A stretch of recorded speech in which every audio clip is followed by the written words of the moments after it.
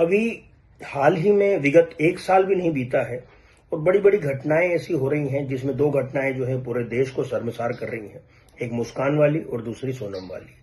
और इन दोनों घटनाओं में जो है प्रेम प्रसंग के कारण ही दोनों घटनाएं हुई हैं।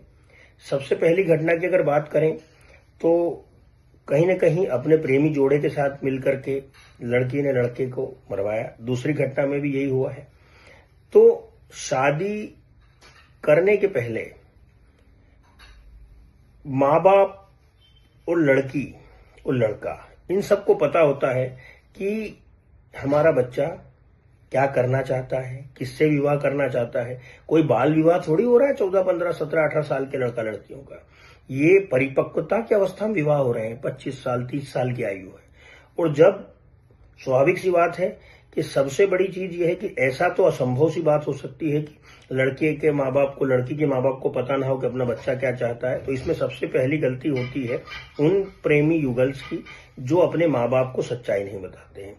अगर वो सच्चाई बताते हैं और उसके बाद में उनके माँ बाप जो है उन पे जबरदस्ती उनका निर्णय थोपते हैं तो दूसरी गलती उनकी माँ बाप की होती है और अधिकांशतः ये दूसरी वाली गलती ही होती है।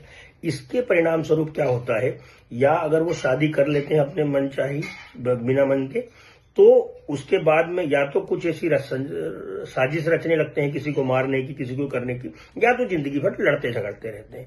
तो कृपया करके मेरा उन सभी माँ बाप से अनुरोध है, अगर आपके बच्चे आपको बताते हैं कि वो इनसे विवाह करना चाहते हैं, लड़का हो लड़की है, तो आप उनको बैठा करके समझाएं और दोनों मिलकर के एक निर्णय पर पहुंचे जिसमें 50% आपका सहमति हो, 50% आपके बच्चों की सहमति हो। मैं फिर बता रहा हूं कि अगर इस प्रकार से आप निर्णय लेंगे तो आप और उसके होने वाले नए जीवन की शुरुआत को एक शुरुआत ही ऐसी मिलेगी कि जिससे उसको आगे चल के कठिनाइयों का सामना नहीं करना पड़ेगा और इस प्रकार की घटना दुर्घटनाओं से 2 घर टूटने से बच जाएंगे।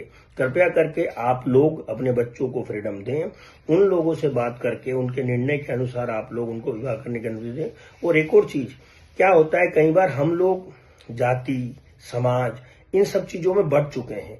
हम देखते हैं कि हमारा बच्चा दूसरी जाति से है, हम इस जाति से हैं, तो हम इस कारण से उसको शादी नहीं करने देते। कृपया करके मेरा सभी सनातन बंधुओं से अनुरोध है और हमारी सनातन संस्कृति में अंतर जाति विवाह को प्राथमिकता देने की आवश्यकता है। अगर अंतर जाति विवाह को हम सहमति देंगे तो मैं स्वाभाविक सी बात बोल रहा हूं कि ये जो रिश्ते हैं 2 जातियों का मिलन होगा, 2 जातियों के मिलन से एकजुटता बनेगी।